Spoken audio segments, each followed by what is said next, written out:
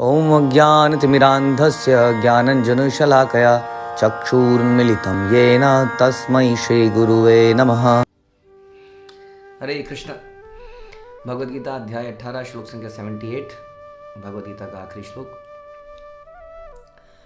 यत्र योगेश्वरः कृष्णो यत्र पार्थो धनुर्धरः तत्र श्री विजयो भूतिर्ध्रुवा नीतिर्मतिर्मम। जहाँ योगेश्वर कृष्ण है, जहाँ परम धनुर्धर अर्जुन है, वहीं ऐश्वर्य, विजय, अलौकिक शक्ति तथा नीति भी निश्चित रूप से रहती है, ऐसा मेरा मत है। तो भगवद गीता के आखिरी श्लोक में संजय ये बता रहे हैं कि ऐसा नहीं है कि यदि आप भगवद गीता को फॉलो करोगे तो आप कई चीज़ों से वंचित रह जाओगे।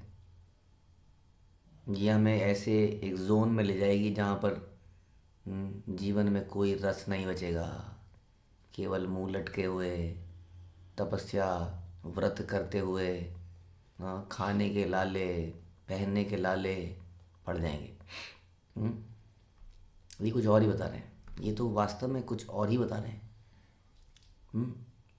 तो ये शुरू करते हैं कि जहाँ योगेश्वर कृष्ण है, हमने पहले भी समझा कि इज़ द योगियों के ईश्वर। योगी कई प्रकार के हो सकते हैं, कोई ध्यान योगी है, कोई कर्म योगी है, कोई अष्टांग योगी है इत्यादि।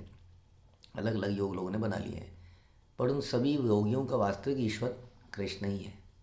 और हर कला के सोर्स भी हैं, हर प्रकार की तपस्या के भी सोर्स हैं। तो हर प्रकार के योग के, चाहे वो भक्ति योगी क्यों ना हो, ultimately Krishna is the Yogeshwar.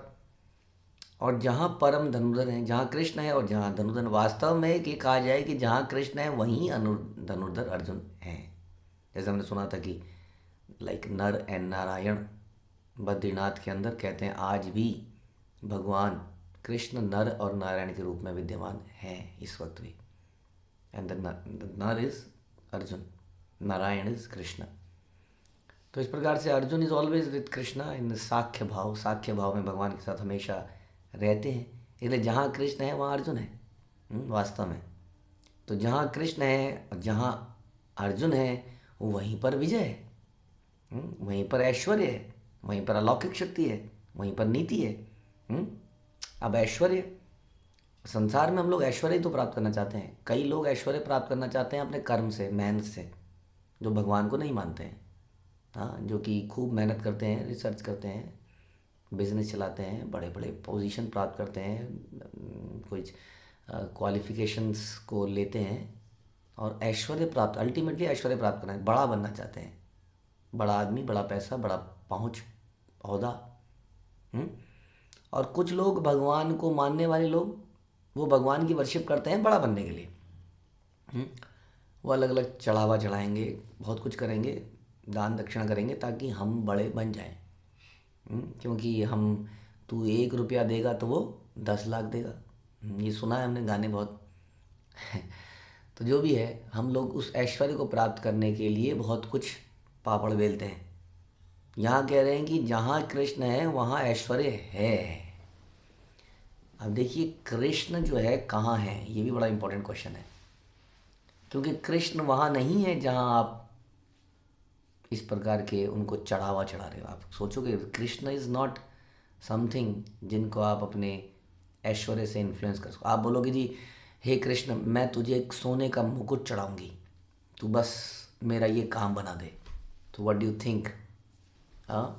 Lakshmi सहस्त्र, हम क्या कहते हैं, सहस्त्र मतलब हजारों लक्ष्मियाँ क्या करती हैं, हजारों लक्ष्मियाँ जिस भगवान के घर में सर्विस की वेट कर रही होती हैं। हाँ, कि कब हमें सर्विस मिलेगी। ऐसे कहते हैं कि सर्विस मिलती नहीं है। सर्विस क्यों नहीं मिलती है? क्योंकि इतने सारे लक्ष्मियाँ ऑलरेडी सर्व कर रही हैं। तो कहाँ से मिलेगी? तो इसलिए लक्ष्मियाँ क्या करती हैं, लक्ष्मी सर्विस इन्वेंट करती है। क्या इन्वेंट करती है? वो अपने बालों से भगवान के जो जहाँ रहते हैं समझ लीजिए उसमें पोंछा लगाना शुरू करती है। तो सोचिए कि उस व्यक्ति को जिसके यहाँ पे लक्ष्मी सेवा कर रही हो, उसको हम कैसे बोल सकते हैं कि हाँ, हम आपके लिए ये ले आते हैं, हम आपके लिए सोने का मुकुट ले आते हैं इत्यादि। Not possible.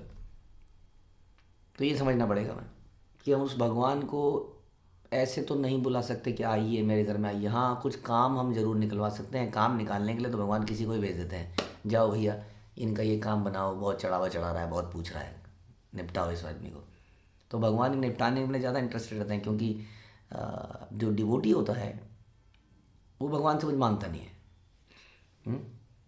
और वो भगवान की सेवा करता रहता है। ऐसे में भगवान किसी अपने पहरेदार को, अपने किसी सर्वेंट को कैसे भेज दे वहाँ पर? इसलिए भगवान को वहाँ खुद ही आना पड़ जाता है। हम्म? इसलिए कहते हैं कि नाहम तिष्ठामि वैकुंठे योगे योग्यम हृदयेषु वा यत्र गायन्ति मद्भक्ता तत्र तिष्ठामि नारद। कि जहाँ मेरे भक्त मेरा गायन करते हैं, मेरे पूजन करते हैं, मेरी भक्ति करते हैं, ऑब्वियसली इन सब का मतलब तभी इसको भक्ति कहा जाएगा जब ये बिना किसी हेतु के करा जा रहा हो। मुझे नहीं चाहिए अपने बच्चे की हेल्थ, मुझे नहीं चाहिए अपने बच्चे की नौकरी, अपने परिवार का prosperous family, prosperous happy new year, prosperous new year, happy Diwali मुझे नहीं चाहिए। मुझे तो भगवान की सेवा चाहिए। बदले में अरे कैसा मूर्ख आदमी है। तो वही मूर्ख आदमी जो है जब भजन करता है, जो कुछ नहीं चाहता है, वहाँ पर साक्षात भगवान उपस्थित होते हैं। और जहाँ भगवान उपस्थित होते हैं वहीं पर अर्जुन है और वहीं पर ऐश्वर्य है। तो यानी कि जो ऐश्वर्य के पीछे भागता है, ऐश्वर्य उसको नहीं मिलता है, और जो भगवान के पीछे जाता है ऐश्वर्य उसके पीछे आता है। ऐश्वर्य कहते किसको है? तो बहुत बड़ा क्वेश्चन है। एक आदमी है जो बहुत रईस है, मान लेते हैं, लेकिन वो खा नहीं पा रहा है क्योंकि उसको बहुत सारी बीमारी है। वो सो नहीं पा रहा है क्योंकि कई सारी फिरौती की कॉल आ रही है, माना। वो बड़ा परेशान है कि घर में बहुत कलेश है, भाई भाई आपस में लड़ रहे हैं कि पापा का ये बिजनेस मैं लूँगा, नहीं मैं लूँगा, कोर्ट में चले गए। क्या उसको मानेंगे कि वो व्यक्ति ऐश्वर्यवान है? हाँ, तो ये क्वेश्चन, ये भी एक सोचने वाला विषय है। कई बार हमें ऐसा लगता है। हाँ, ऐश्वर्य, ऐश्वर्य वास्तव में जब एकदम से निकला, प्रॉस्परस जगह किसको बोलते हैं? Where people are smiling. इसलिए आजकल लोग हैप्पीनेस इंडेक्स निकालते हैं जगह जगह पर, कौन सी कंट्री में कौन लोग खुश हैं, जीडीपी चाहे कितनी भी है उस कंट्री की। तो पीछे जब ऐसे सर्वे हुए तो कई सारी छोटी छोटी कंट्रीज़ हमने देखा कि वो टॉप पे आ गई हैप्पीनेस इंडेक्स की। They're happier than the developed countries most of the time. तो प्रॉस्परस क्या है? प्रॉस्पर क्या कहते हैं? Prosperity. What is the prosperity? जहाँ पर simple people are happy because of they have enough food, maybe they have enough clothing, हाँ, and they are actually happy. तो ये समझना पड़ेगा। तो हम यहाँ समझा रहे हैं ऐश्वर्य किसको कहते हैं। हम तो इसको ही ऐश्वर्य मानते हैं जहाँ खुशहाली है। जैसे कि कुंती महारानी कहती है कि कृष्ण आप यहाँ पर हैं, जैसे यहाँ श्लोक में बताया जा रहा है, she says the same thing. Oh Krishna you are going. Krishna जा रहे थे कुरुक्षेत्र के युद्ध के बाद, हाँ वापस जा रहे थे द्वारका। तो कुंती महारानी कहती है जब तक आप थे तब तक नदियों में पानी था। तो नदियों में पानी होना इज ऐश्वर्य। कितना सुंदर लगता है, या था कहना चाहिए, कहीं कहीं पर दिखता है जब नदियों में जब पानी बह रहा होता है। पेड़ों पर फल लगते थे, अब केवल बाग होते हैं जो प्राइवेट कमर्शियल बाग, वहाँ पे फल लगे हुए दिखते हैं। कई बार हम जाते हैं, मन करता है तोड़ लें, हाँ, वो हाथ तोड़ देगा थोड़ी देर में, क्या करें, तोड़ नहीं सकते हैं। लीची लटकी हुई है, चीकू लटके हुए हैं, लेकिन तोड़ नहीं सकते हैं। कहीं कहीं दिखते हैं, नहीं तो सड़कों पे तो सफ़ेदा या इस तरह के पेड़। तो उन्होंने कहा आप थे तो पेड़ों में फल थे, दिस इज ऐश्वर्य। गायों का होना, दूध, एक गाय, एक घर में एक दूध होती गाय होती है, दो गाय होती हैं, वो दूध कई बार देती है, कई बार नहीं देती है। फिर हम किसी से लगवाते हैं, वो जितना दूध देता है उतना पानी डाल देता है, कोई कुछ और डाल देता है, कोई कुछ और डाल देता है। लेकिन भगवान जब थे तो दूध, कहते हैं कि दूध जो बहता था गाय के थनों से नीचे गिर जाता था तो ज़मीन सारी गीली हो जाती थी। बताइए क्या क्या बना सकते हैं आप दूध से? प्रभुपाद कहते हैं चमत्कारी भोजन है वास्तव में, क्या नहीं बन सकता। तो दिस इज कॉल्ड ऐश्वर्य। और आपस में क्या, बहुत सारा समय होना जिसमें हम बैठ के गा सकें। हरे कृष्णा हरे कृष्णा, गांव वाले बैठ गए सारे, हाँ, वहाँ हारमोनियम चालू हो गया, मृदंग आ गया, उधर नाच रहे हैं। इसको कहते हैं ऐश्वर्य। हाँ, आदमी नाच पा रहा है आज की डेट में? क्लब में जाता है, पैसे दे के नाचता है, तब जाके नाच पाता है। वहाँ नाच रहे हैं, आओ जी आओ, बैठो जी, हो गया जी, हो गया, बंद करो, चलो बैठो, और चल चालू हो गई।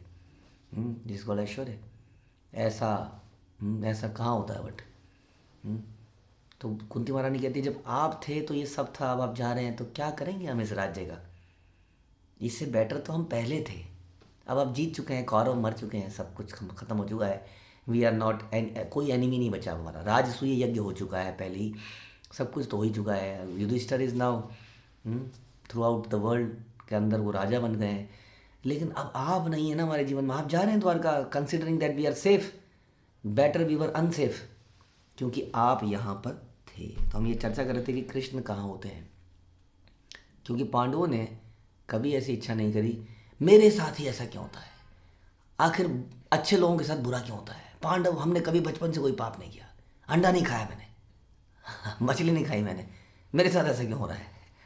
हाँ, क्यों भीम को मारा गया, क्यों उसको विष दिया गया, क्यों उसको पानी में फेंक दिया गया, क्यों युधिष्ठिर के साथ ऐसा हुआ, क्यों द्रौपदी के साथ ऐसा हुआ? हाँ हाँ, खुश तो बहुत हो गए तुम। तो वट एवर, सो पांडवों ने कभी ऐसा कुछ बोला नहीं, इसलिए कृष्ण वहाँ पर थे। और जहाँ कृष्ण थे वहाँ पर ऐश्वर्य पीछे पीछे आ गया, आप जानते ही हैं। तो ऐश्वर्य आ गया कि नहीं आ गया? सारा ऐश्वर्य वहीं पर है, it's a matter of time. और हमने ऐश्वर्य को भी समझा कि व्हाट इज रियल ऐश्वर्य। वहीं पर विजय है। अब संजय यहाँ पर धृतराज को बता रहे हैं, देखिए जी, युद्ध अभी शुरू नहीं हुआ है, आपको मालूम है अभी युद्ध थोड़ी शुरू थोड़ी हुआ है, अभी तो शंख ही बजे थे। शंख बजने में और सैन्य निरीक्षण करने लगे।